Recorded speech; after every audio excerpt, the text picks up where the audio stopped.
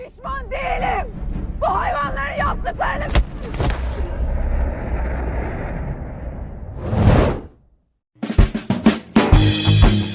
Halo Bro Bre, kembali lagi bersama gue ABC Movie. Kali ini kita akan ngebahas film yang berjudul The Mountain 2. The Mountain 2 ini dirilis pada tahun 2016 di Turki ya Bro Bre. Film dengan nama lain Dark 2 ini menceritakan tentang sebuah pasukan khusus Turki dalam misi menyelamatkan warganya yang disandra sekelompok teroris ISIS. Namun di tengah misi, mereka malah terlibat perang dengan ISIS karena ingin membantu sebuah desa yang dihuni oleh suku Turki di situ. Alur film ini ceritanya maju mundur cantik ya Bro Bre. Jadi nanti banyak flashbacknya. Oke, sebelum kita ke alur ceritanya Bro Bre, jangan lupa tombol merahnya itu dirubah menjadi warna abu-abu dulu ya Bro Bre. Thank you Bro Bre, terima kasih banyak ya. Tanpa berbasa-basi panjang kali lebar kali tinggi sama dengan luas, kita langsung aja ke alur ceritanya Bro Bre. Let's go. Yeah!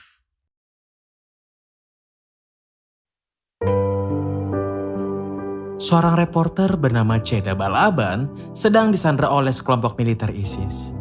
Dia disuruh untuk membaca naskah dari ISIS yang berisi sebuah penyesalan karena telah meliput keadaan orang Yazidi di perbatasan Irak Suriah. Anggota ISIS juga merekam hal itu.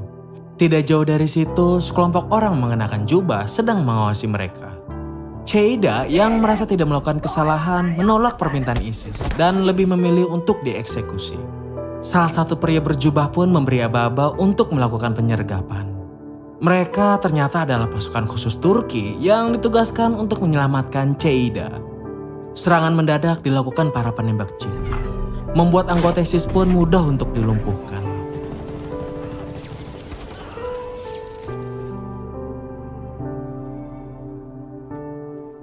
Pasukan ini dipimpin oleh Letkol Faisal Gokmusa. Dan anggotanya yaitu August Caglar, Bekir Ozbey, Sersan Baybars Yücel, dan beberapa anggota yang lainnya.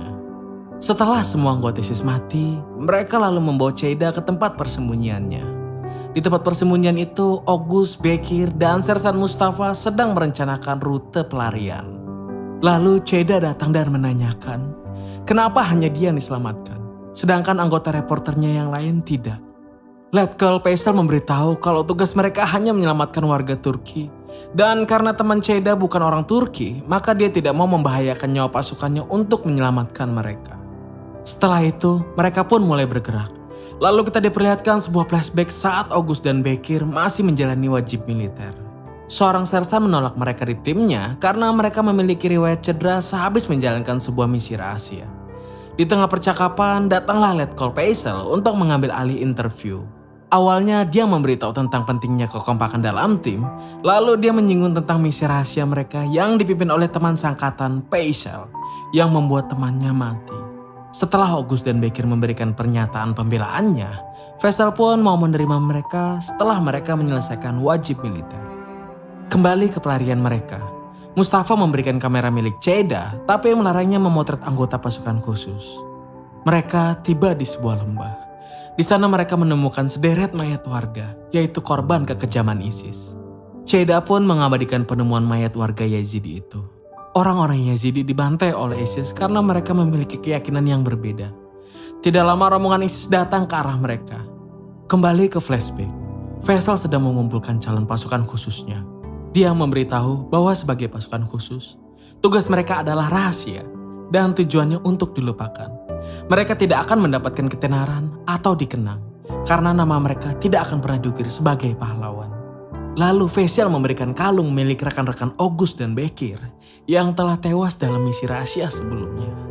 Kembali ke masa kini, anggota ISIS mulai mengepung mereka. Faisal memerintahkan tim artileri untuk mengobom ISIS.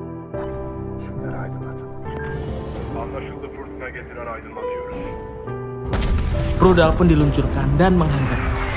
Arif, seorang penembak jitu, juga melumpuhkan anggota ISIS yang tersisa. Faisal pun diberitahu markas pusat kalau mereka sudah dikepung oleh 2.000 tentara ISIS. Lalu Ceda menyarankan tempat yang bisa mereka gunakan untuk bersembunyi. Kembali ke flashback, Bekir yang sudah kecapean dan dengan kondisi kaki kanan yang cedera, dia disuruh untuk memutari lintasan lagi. Dia pun diberikan batas waktu, dan jika dia gagal, dia dan August akan diturunkan pangkatnya sebagai tentara cadangan. Dengan sekuat tenaga, Bekir akhirnya berhasil melewati tantangan.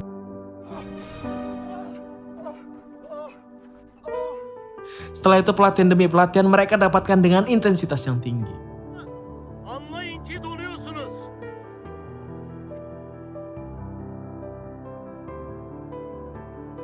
Bekir juga diberikan fasilitas terapi untuk menyembuhkan kakinya.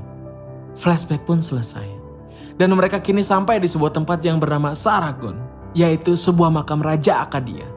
Beberapa pasukan pun menyisir tempat itu untuk memastikan keamanannya. Mereka pun menemukan anggota ISIS yang sedang menanam bom. Mereka juga menembaki para ISIS itu dan berusaha menjinakkan bomnya. Akhirnya bom pun berhasil dijinakkan di detik terakhir. Burası FG2. Mezar temiz gelebilirsiniz. Flashback kembali. August bertemu dengan wanita pemilih yaitu bernama Ace. Belum juga PDKT, August sudah ditolak. Tapi bukan August namanya kalau menyerah. Dia menganalogikan wanita sebagai benteng yang kokoh dan pria sebagai penakluk. Lalu ada beberapa penakluk yang sangat menarik dan karismatik. Sampai membuat benteng dengan senang hati membuka gerbangnya. Dan dengan pedenya, dia mengaku sebagai si penakluk karismatik itu. Setelah itu mereka minum kopi bersama dan saling mengenal lebih dekat. Kembali ke masa kini, mereka sudah melanjutkan perjalanan. Kini mereka bertemu dengan warga yang sedang dipasung oleh ISIS. Mereka mindik-mindik di antara ilalang. Lalu Arif dari atas bukit menembak salah satu teroris. Dan baku tembak pun tak terelakkan. Ne yapar sevgili? Gönül kanatmak için.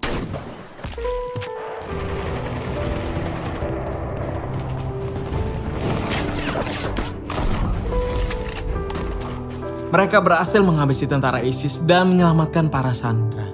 Setelah itu mereka melanjutkan perjalanan dengan membawa dua wanita yang disandera tadi. Kedua wanita itu bernama Nabat dan si gadis kecil Enegul. Enegul pun bertanya, apakah mereka orang Turk? Karena dia juga orang Turk, tapi dari Turkmenistan. August pun menjawab, iya, kita sama-sama orang Turk dan memberikannya wafer. Ceda memanfaatkan realita ini untuk kembali menyinggung tentara Turki. Dan kembali lagi ke flashback. Sebelum pelatihan selesai, Bekir ingin bertarung sekali lagi dengan August yang akan jadi atasannya. Saat pelatih menegur mereka karena berisik, August dengan tanpa dosa memberitahukan keinginan Bekir kepada pelatihnya.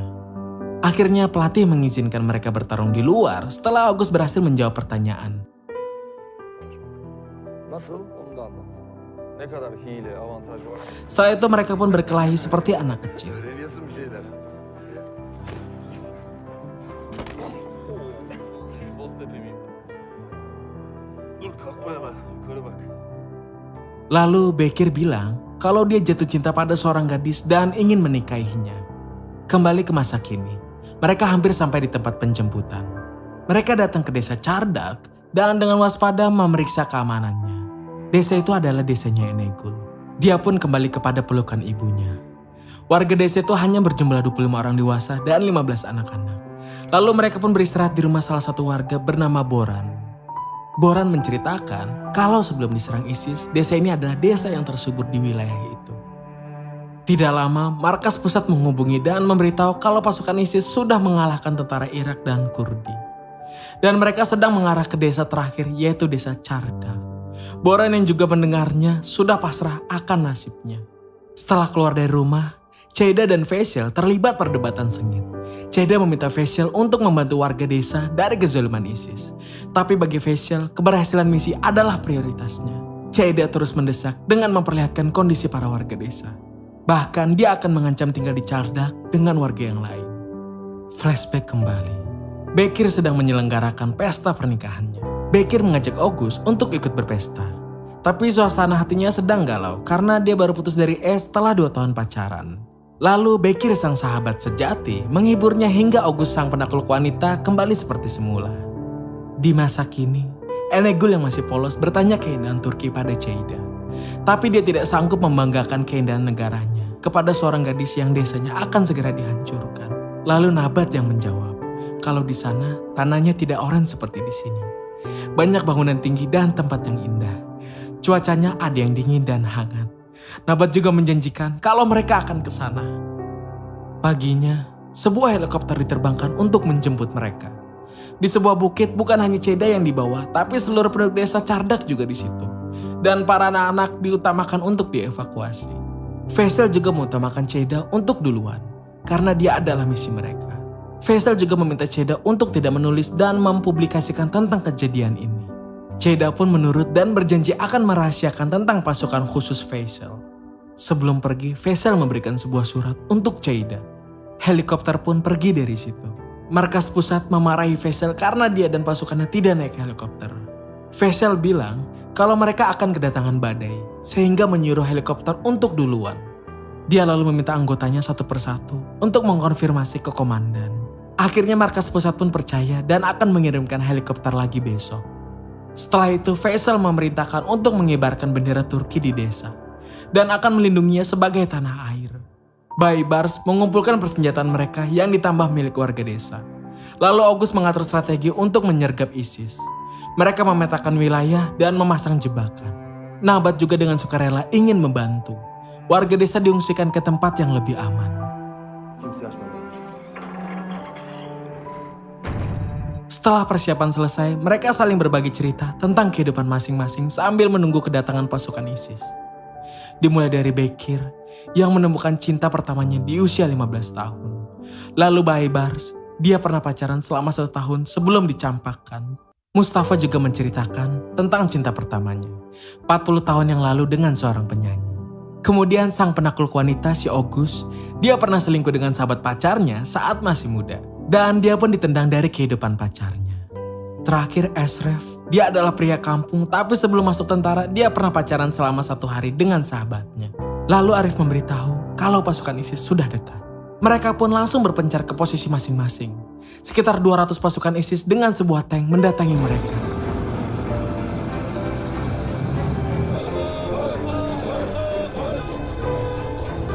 Setelah pasukan ISIS berada tepat di jebakan, sebuah ledakan menghantam mereka dan pertempuran pun dimulai. Anggota ISIS yang selamat sudah menyebar di sepanjang desa. Tank mereka pun mulai menembaki desa. Lalu Nabat membawakan senjata pelontar rudal ke garis depan. Arif pun terus melumpuhkan musuhnya dari atas menara. Tiba-tiba tank ISIS menembak menara itu. Dan August membalas menembak tanknya hingga hancur.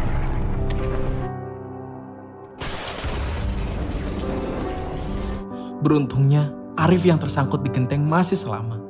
Dengan amunisi yang terbatas, mereka semakin terpojok. Nabat sampai tertembak saat akan mundur. Boran juga tertembak di perutnya.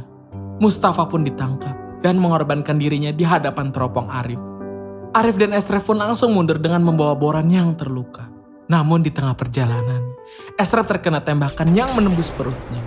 Di akhir hayatnya, dia minta Arif untuk menjadikan tubuhnya sebagai tameng. Arif pun membalas penembak jitu ISIS dengan pengorbanan Ashraf. Lalu sebuah flashback saat mereka akan memulai misi ini. Di atas pesawat, Bekir bertanya kepada Faisal, kenapa orang lain yang melipat parasut kita? Faisal memberitahu agar mereka ingat bahwa tidak ada yang bertanggung jawab atas dirinya sendiri dan saling menjaga satu sama lain. Kembali ke pertempuran, mereka yang tersisa telah berada di pos pertahanan terakhir. Pasukan ISIS sudah mengepung mereka. Dengan amunisi yang sudah hampir habis, mereka sekuat tenaga untuk bertahan. Seorang anggota ISIS dengan bom di tubuhnya menghampiri mereka. Faisal mencoba menahannya, tapi tembakan dari ISIS yang lain menghujani tubuhnya. Dan pertempuran pun usai untuk kemenangan pasukan Turki.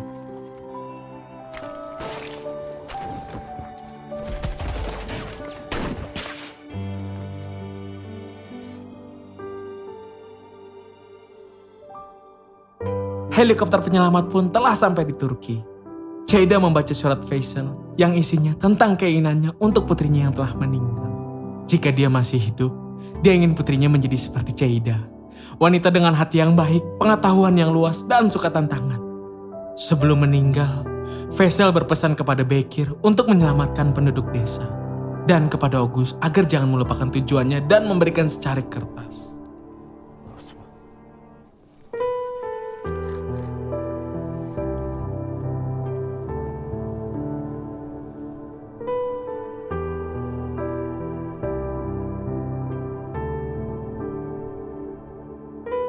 Flashback terakhir. Saat Faisal menyusun rencana penyelamatan Ceda, dia menulis sebuah pesan yang isinya, Di luar misi, mereka juga punya kewajiban moral untuk semua orang Turki. Tanggung jawab membantu mereka dari para musuh. Helikopter penyelamat mulai datang dan tamat.